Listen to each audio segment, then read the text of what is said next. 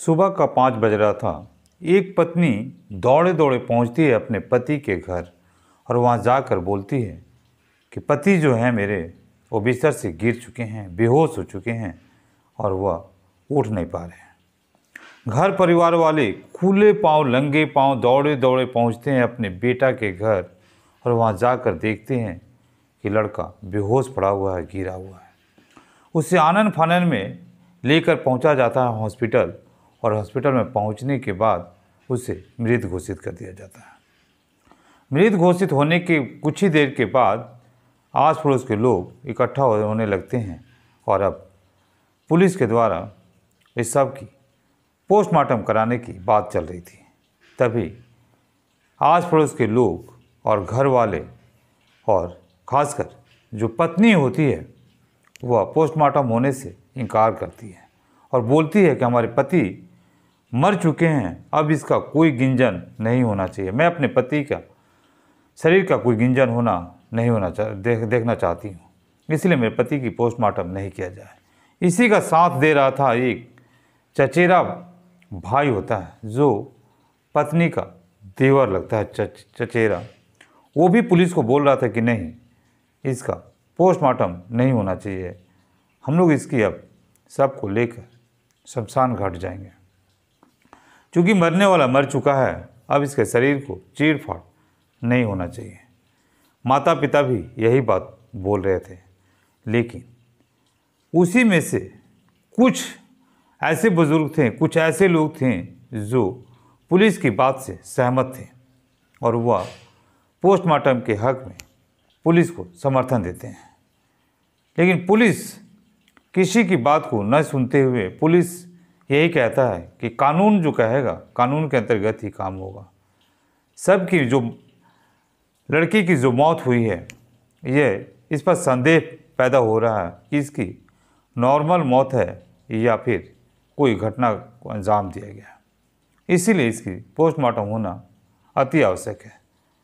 Police सबकी postmortem करती है और पोस्टमार्टम करने के बाद जो सामने निकल कर आता है उसे आस पड़ोस के लोग, घर वाले सभी लोग की हैरान परेशान हो जाते हैं। सभी लोग की आंखें फटी की फटी रह जाती हैं जब इसकी न्यूज़ सब तक पहुंच जाता है और यह खबर धीरे धीरे मीडिया, सोशल मीडिया तक पहुंचने लगता है। तो पुलिस को कुछ ऐसा महसूस हो रहा था कि इसकी मौत नॉर्मल नहीं है, एबनॉर्मल है और इसकी मौत में करंट लगने से हुई है। अब करंट लगने से जब मौत हुई है, पुलिस को पोस्टमार्टम करना जरूरी था। नमस्कार, मैं संतोष प्रसाद, आप देख रहे हैं संतोष अकेला फैक्ट। दरअसल ये कहानी शुरू होता है हमारे देश का राजधानी है दिल्ली और इसी दिल्ली से सटा हुआ एक द्वारिका जगह है। द्वारिका के ओम विहार इलाका लगता है जो थाना उत्तम नगर के अंतर्गत पड़ता है। यहाँ का रहने वाला करण देव जिसकी उम्र हो रहा था 35 वर्ष और इसकी पत्नी सुष्मिता, पत्नी जो होती है सुष्मिता, जिसकी उम्र हो रहा था लगभग 28 वर्ष। इन दोनों का शादी आज से 2 से 3 वर्ष पहले बड़ी धूमधाम से होता है। शादी होने के बाद जो करण देव होता है वह एक प्राइवेट कंपनी में, अच्छी खासी कंपनी में काम करता था। लेकिन काम का प्रेशर इतना ज़्यादा रहता है कि वह दिन और रात दोनों में व्यस्त रहता है। इधर पत्नी घर में अकेले रहती है और अपने पति की कमाई पर ऐश कर रही होती है। लेकिन समय धीरे धीरे आगे बढ़ रहा था और ये लोग एक परिवार में, संयुक्त परिवार में रहा करते थे। करण देव का पिता, माँ, भाई सब कोई रहता है। ये लोग सभी परिवार एक साथ रहते हैं। शादी के बाद जो पत्नी सुष्मिता होती है वो भी इसी परिवार के बीच में रहते हैं। लेकिन कुछ दिनों के बाद सुष्मिता अपने पति करण देव को कहती है कि हम लोग क्यों ना अलग में एक घर लेकर रहा जाए। और घर लेकर इसकी बात को मानते हुए करण देव अपने ही घर से, अपने माता पिता के घर से थोड़ी ही दूरी पर एक भाड़े का घर ले लेता है और भाड़े के घर लेकर वह वहाँ अपनी पत्नी सुष्मिता के साथ रहने लगता है। सब कुछ ठीक ठाक चल रहा था। तभी अचानक 12 जुलाई 2025 की रात 2 बजे करण देव जो होता है अपने बेड से नीचे गिरता है, बेहोश हो जाता है। बेहोश हो जाने के बाद जो पत्नी सुष्मिता होती है वो दौड़े दौड़े अपने ससुराल, अपने घर वाले, अपने पति के घर वाले को पास पहुंचती है और पहुंचने के बाद यह खबर देती है कि जो करण है वो बेड से गिर चुका है, माथे में चोट आया है, इसलिए वो बेहोश होकर नीचे पड़ा हुआ उठ नहीं पा रहा। अब घर वाले क्या करते हैं कि बात को सुनने के बाद पैर में चप्पल नहीं है, लंगे पाँव जैसे भी होता है, जिससे वो दौड़े दौड़े पहुंचते हैं करण देव के घर, मतलब अपने बेटे के घर, अपने भाई के घर, जो थोड़ी दूर पर भाड़े के घर में रहा करता था अपनी पत्नी सुष्मिता के साथ। पहुंचने के बाद जब बेडरूम में सब घुसते हैं तो देखते हैं कि करण देव नीचे ज़मीन पर, फर्श पर गिरा हुआ पड़ा हुआ है। सांसें चल रही थी लेकिन वो पूरी तरह से बेहोश रहता है। तब आनन फानन में इसे लेकर पहुंचा जाता है। एक हॉस्पिटल है दिल्ली में, रूप रानी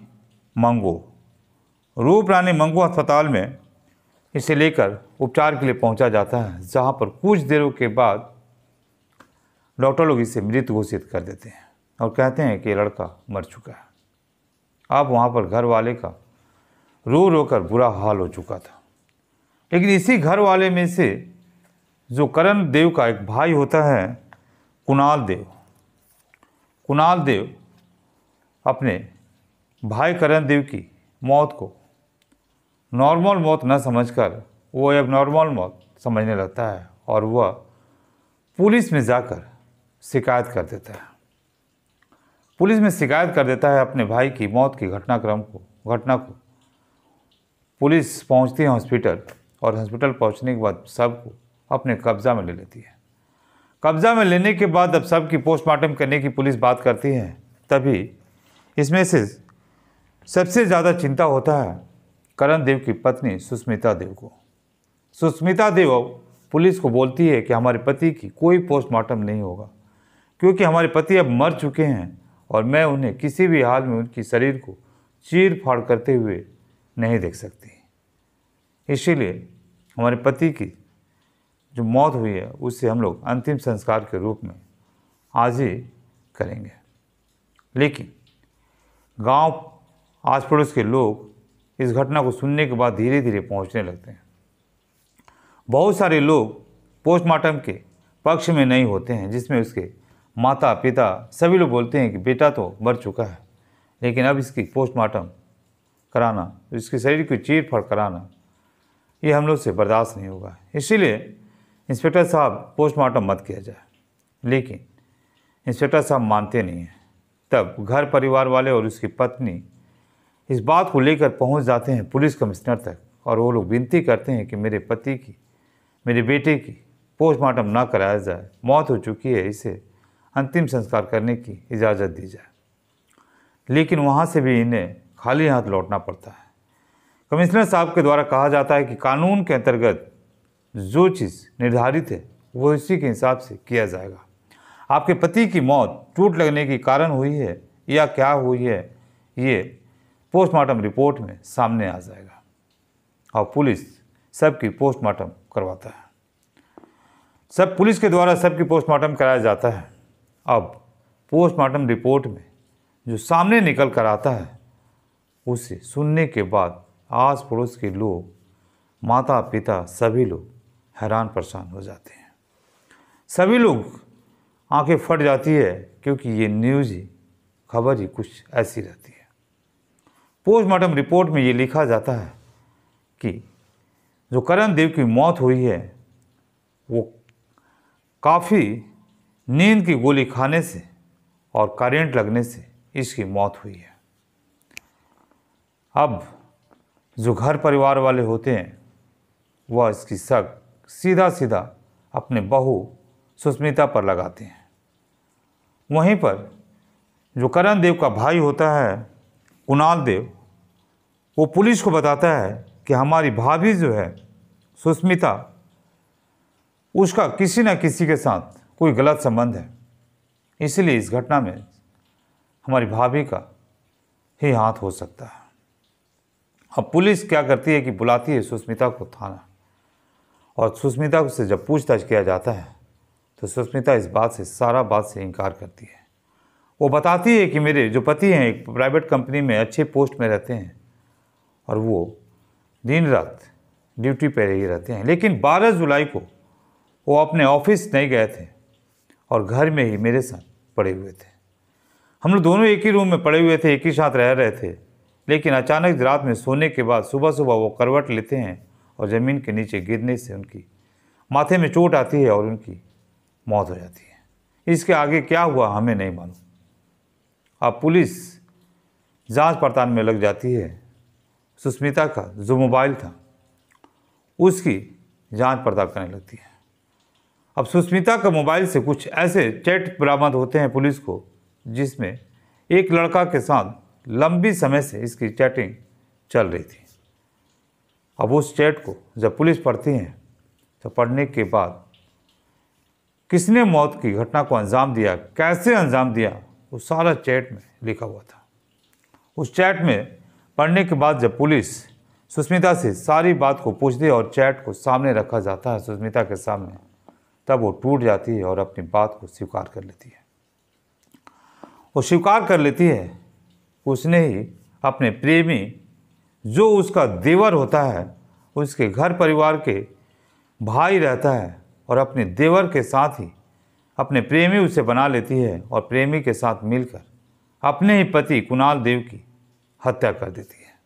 उसके प्रेमी जो राहुल रहता है, राहुल करण देव का चचेरा भाई रहता है। अब करण देव जब अपनी ड्यूटी पर प्राइवेट ड्यूटी पर जाता था तो उसका आने का कोई भी टाइम नहीं होता था। वो दिन रात 1 दिन 2 दिन ड्यूटी पर ही रहता था। उसी बीच में सुष्मिता बताती है कि करण देव का जो भाई चचेरा होता है राहुल, वो मेरे घर आने जाने लगा, और जब मेरे पति घर में नहीं होते थे तो हम लोग को दोनों के बीच धीरे धीरे प्यार मोहब्बत पलपने लगा और आपस में रिश्ता बनने लगा। कोई किसी को शक भी नहीं होता था क्योंकि रिश्ते में वो मेरा देवर लगता था। इस प्रकार से धीरे धीरे हम लोग दोनों के बीच में आपस में प्रेम संबंध होने लगा। तभी समय आ जाता है करवा चौथ, और वह 12 जुलाई से एक दिन पहले 11 या 10-11 को करवा चौथ शायद हो रहता है। उसी समय वो बताती है सुष्मिता कि जो उसका पति करण देव होता है वह मेरे ऊपर थप्पड़ों से मारपीट किया और थप्पड़ मारा, जिससे चलते मेरे ऊपर मुझे क्रोध आ गया, और क्रोध आने के बाद मैं अपने पति से छुटकारा पाने की जिद में अड़ गई और मैं अपने प्रेमी राहुल से बोलकर अपने पति की हत्या कराने की दोनों के साथ साजिश में रच गई। और साजिश में रचने के बाद सबसे पहले मैं ऑनलाइन पर सर्च की, गूगल पर सर्च की कि नींद की गोली कितना डोज देने से आदमी की मौत हो जाता है और कितने देर में मौत हो जाता है। वही चीज़ अपने प्रेमी राहुल से नींद की गोली मंगवाई बाज़ार से। मंगवाने के बाद ठीक 12 तारीख की रात करीब खाना पीना खाने के बाद 12 बजे या 1 बजे की रात में अपने पति को नींद की गोली मिलाकर पानी में दे दी। जो पति सोए हुए थे और वो पानी बिना पूछे बिना देखे पी गए। पीने के बाद गहरी नींद में वो रह गए, लेकिन जब आधे घंटा 1 घंटा बीत जाता है तभी मेरे पति को नींद की गोली से कुछ नहीं होता है। तब जबकि मैंने 15 गोली एक साथ डाली थी। सुष्मिता बताती है कि नींद की 15 गोली एक साथ डाली थी, तब भी वो मर नहीं पा रहे थे। तभी मैं अपने प्रेमी से चैटिंग के द्वारा बात की, और चैटिंग पर जो मेरे प्रेमी बताते हैं वह इस प्रकार रहता है। सुष्मिता लिखती है कि मैं सोच रही थी कि दवाई से ही काम हो जाता, इसीलिए इतनी देर तक रुकी हूँ। तभी राहुल बोलता है, जो देवर होता है, उसका प्रेमी होता है सुष्मिता का, वो बोलता है दवाई खिला दी हो, एक साथ कितनी गोली खिलाई है? तो सुष्मिता बोलती है 15 गोली दी हूँ। तो राहुल बोलता है अब कितना गोली बचा हुआ है? तो सुष्मिता बोलती है अब 2 से 3 गोली बचा हुआ है। तभी राहुल बोलता है चैट पर कि इसे भी खिला दो, सारा खिला दो, जो बचा हुआ सबको खिला दो। सुष्मिता बोलती है ठीक है। सुष्मिता खिला देती है दवाई को। तभी राहुल को फिर कुछ देर के बाद कुछ नहीं होता है। सुष्मिता फिर चैट करके बोलती है कि राहुल, मेरे पति को, करण को कुछ नहीं हो रहा है, वो सांस चल रहा है, वो जीवित है। तभी राहुल बोलता है सुष्मिता को कि ठीक है, उसके हाथ पैर को रस्सी से बांध दो और बांधने के बाद इलेक्ट्रिक शॉक दे दो, बिजली का करंट लगाकर उसे मार डालो। और वही सुष्मिता करती है। अपने पति करण देव को हाथ पैर दोनों बांध देती है और बांधने के बाद इलेक्ट्रिक शॉक लेकर अपने पति की शरीर पर लगाती है और पति तड़प तड़प कर मर जाता है। मरने के बाद वह सुबह सुबह अपने पति को ज़मीन से नीचे ठेल देती है और वो दौड़े दौड़े अपने घर में जाकर अपने पति की घर वालों को सूचना देती है कि मेरे पति जब बिस्तर से बेड से गिरकर उनकी माथा में चोट लगी और वो बेहोश हो गए। इस प्रकार पुलिस सुष्मिता और उसके प्रेमी राहुल का भंडाफोड़ कर देती है और यह एक केवल मोबाइल का चैट के द्वारा साबित हो जाता है। अब यहाँ पर जो सुष्मिता है वो एक गलती कर देती है कि अपने प्रेमी के साथ मोबाइल पर चैटिंग करने लगती है। अन्यथा प्लान तो बहुत अच्छा बनाई थी, लेकिन कितना भी प्लान बना लीजिए, जब हत्या आप करेंगे, गलत चीज़ों से संबंध रखेंगे, तो पुलिस आपके तक पहुंच ही जाएगी और आप कितना भी कोशिश कर लें, आपको पुलिस धर दबोचेगी ही और जेल के सलाखों के पीछे भेज ही देगी। अब सुष्मिता अपने प्रेमी राहुल के साथ जेल की सलाखों के पीछे जा चुकी है। अब इसके ऊपर न्यायालय के द्वारा मुकदमा चलेगा। न्यायालय का जो फैसला आएगा उससे स्पष्टीकरण हो जाएगा कि सुष्मिता क्या सज़ा मिलता है। तब तक के लिए मुझे इजाज़त दीजिए। जय हिंद, जय भारत। फिर मिलते हैं अगली वीडियो में। नमस्कार।